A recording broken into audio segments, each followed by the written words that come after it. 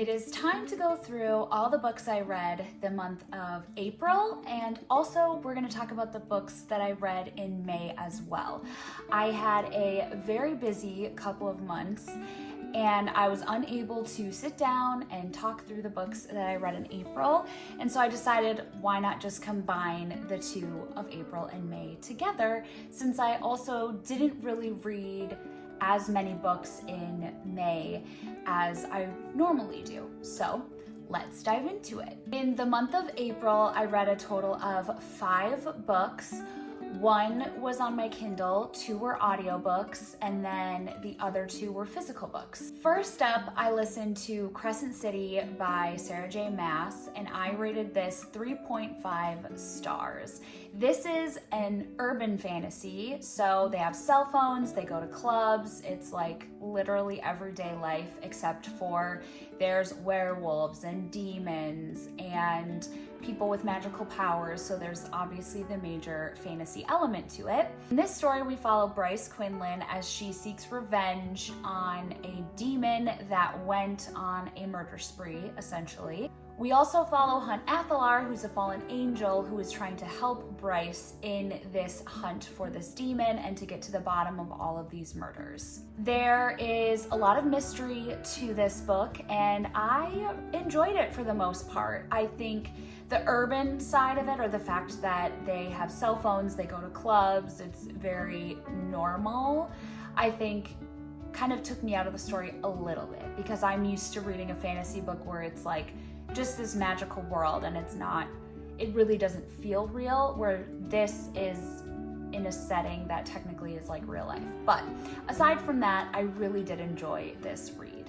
Next up, I read Funny Story by Emily Henry, and I rated this 5 stars. This was a reread for me because I was feeling a little slumpy. I didn't know what to read, and I was a little bit in a funk at the time, and so I picked this book up and completely binged it and absolutely loved it, even better than the first time I read it. Daphne finds out that her fiance is in love with his best friend and is going to break off their engagement. So then Daphne ends up living with Miles, who is actually the boyfriend of her ex's now new lover. So there's this weird connection between the two of them because they are both bonding over this crazy situation of a heartbreak where both of their ex-partners are now together. And so Daphne finds solace in living with Miles as she navigates this heartbreak. These two form a friendship and end up deciding to come up with a plan where they start fake dating. We embark on this journey with them together as they're navigating their heartbreak while also then creating this new friendship between each other. Like I said, this was a reread and I absolutely loved it. It's so funny and fun and fast-paced. And what I love about Emily Henry, that I think I've said before, is she has such a beautiful way of adding so much depth to her stories, but also keeping it light and fun and funny. And it truly is a funny story. I definitely at times I was giggling and laughing at just the utter insanity of the situation that they have gotten themselves into, but it was such an enjoyable read. Highly recommend. Next up, I read The Deal by Elle Kennedy, and I rated this 3.5 stars. In this story, we follow Hannah and Garrett. Hannah is super smart, and Garrett is a well-known, popular hockey player. Hannah has this major crush on a football player, and Garrett needs help in a class that he is not doing well in. So the two of them strike up a deal where they fake date, and she will tutor Garrett, and then Garrett fake dating her will hopefully get the attention of this football player that she has a big crush on. This is considered a new adult book, and it was definitely a little bit more spicy than I was anticipating, but it was such a bingeable book. I just couldn't put it down. I loved it. It was very good. The spiciness caught me off guard. I was not expecting it to be as spicy, but the show did come out and I've only watched, I think, 2 episodes, and I am loving the show so far. It is so good and I cannot wait to keep watching it, but I really enjoyed this read. Next up, I read Just Friends by Haley Pham, and I rated this 3.5 stars. In this story, we're following Blair and Declan, who were best friends ages ago. They had some sort of falling out that we're not aware of at the beginning and haven't spoken in 4 years. Blair ends up going back to their hometown to care for her aunt, who is slowly declining with her health. And she ends up applying for a job at a coffee shop, and lo and behold, Declan is the manager of said coffee shop. As you can imagine, there's lots of tension, confusing emotions about it all. They haven't seen or spoken to each other in 4 years. And so we're basically getting past and present timeline of their relationship before, and then now their new relationship as they are being reintroduced to each other again, and just filling in the gaps of the last 4 years. This is such a fun and easy, beautiful story of second chances and best friends turning, away from each other and then reconnecting and falling in love. And it was such a wholesome read. I really enjoyed this book, and it was a very quick read. This is Haley's debut novel, if you will, and so I was really excited to see someone that I've watched her videos and some of her husband's videos, and so to get to see her live her dream and write this story is also so cool to see, and I really enjoyed it. It was very simple to digest.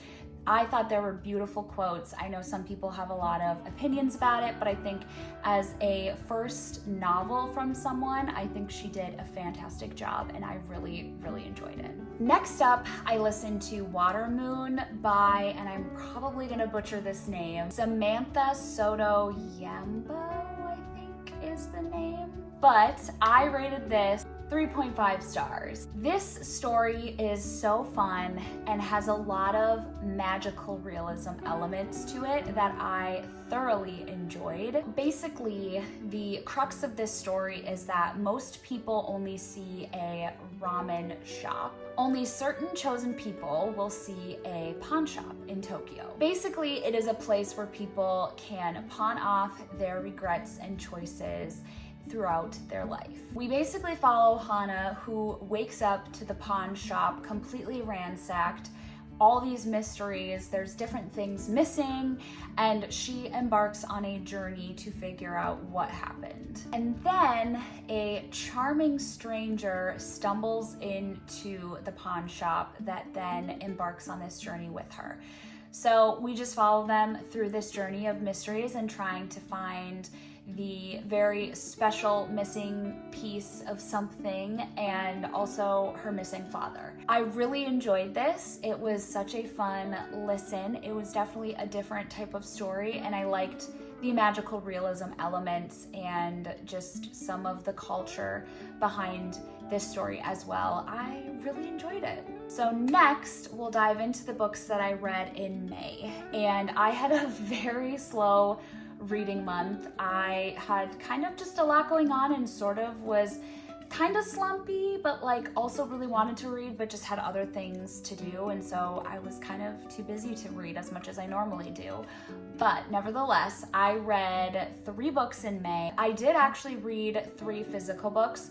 One of the physical books I kind of tag teamed with audio, so I would listen a little bit to the audio, but then I also did physically read it. So let's dive into those books. The first book that I read was No Matter What by Cara Bastone, and I rated this 4.5 stars. We are following our 2 main characters where their marriage is falling apart. They need to rebuild their relationship after a tragic accident that they were involved in, causing just strain on their relationship and a lot of trauma for the both of them. What I really enjoyed about this second chance is it felt so unbelievably raw and real for a marriage to go through something like this and to really face the reality of not being the same as you were before and trying to find your way back to each other. I really enjoyed that. I also enjoyed the art element to this and just the whole sentiment behind finding yourself, but still not giving up on a relationship. There were so many heartwarming moments, so many moments that I just was giggling and laughing. And obviously when you're dealing with a story like this, there's definitely a trope of major miscommunication, and I kind of just embraced it because I think sometimes there is a major miscommunication element in our relationships. And so I just think it was a good reminder of we just need to communicate and express what we're feeling and thinking. And so I thoroughly enjoyed this. I got to read this on a beach on our vacation, and I loved it so much. Next up, I read Project Hail Mary by Andy, what's this by? Andy Weir, I think is how you say his name. I rated this 4 stars. This is the book that I paired with the audiobook because this is a science fiction book, and that is very outside of my comfort zone. I don't even know if I've ever read a science fiction book, to be quite honest with you. But when I tell you I loved this book way more than I thought I ever would, and I started physically reading it, and I was shockingly very invested. Before I get too much into my thoughts and feelings, we're following Ryland, who wakes up from a coma, has no idea who he is, what's going on, and ends up finding out that he is on a mission to save Earth. Our main character is so unbelievably hilarious. His inner dialogue, there were so many times that I was genuinely laughing out loud and just couldn't even handle how funny this main character is. And there were so many heartwarming moments, and you get a little bit of the past of kind of the build up to where he's at today, which was also really fun to just see the progression of what got him here. There was definitely a lot of science and math talk, which I feel like in my head when that was happening, it was kind of like that meme where it's like, blah, blah, blah, blah, blah. That was literally just going through my head as it was like the square root of whatever, da da da, to this planet. I was just like, I have no idea what you're saying. But it was so good. And I also felt like I gained some knowledge a little bit, or that I'm a little bit more smart. Maybe not so much, but either way, I thoroughly enjoyed this. I'm so excited to see the movie. The whole reason I really wanted to read it was because, number one, I heard really great things, and number two, there was a movie coming out, or it's already out, but I wanted to read the book before. So I am so excited to watch that, but definitely give this book a try. It is so fantastic, and I've been trying to get outside my comfort zone with reads, and I feel like I have done it and reaped the benefits of it. So I really, really enjoyed this book. The final book that I read was Tuesdays with Morrie by Mitch Albom, and I rated this 5 stars. This book had me sobbing my eyes out every page.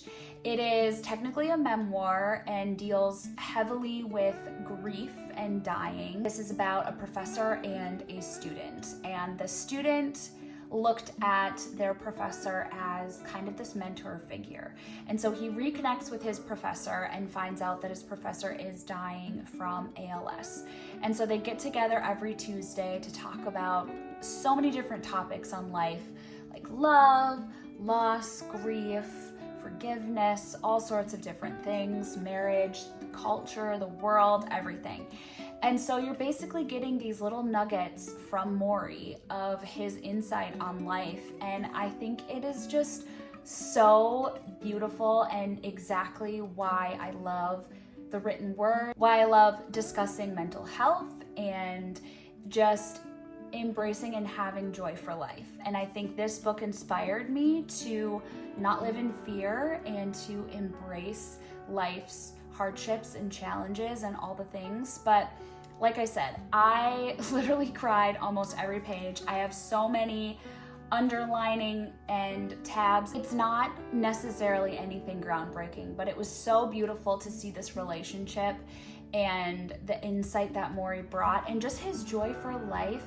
And even though he's dying from this horrific disease, he has such a beautiful perspective on life and death and everything. And so I really, really, really enjoyed it. I had seen a lot of people talk about it, and so I picked it up. I binged it in like maybe 24, almost 48 hours, and it's a very short book, very little, and I loved it. I'll be thinking about this book for the rest of my days, but I really loved it. Those are all the books that I read the month of April and May. I enjoyed the books, and I sort of feel this like reignition again of my love for reading. I feel like for a while there I was almost having to force myself to read, but I think branching out of my comfort zone with some of these books have really inspired me, and so I've definitely enjoyed it. But as always, I'm going to update my book journal, so we'll rewind it back and watch me update my book journal.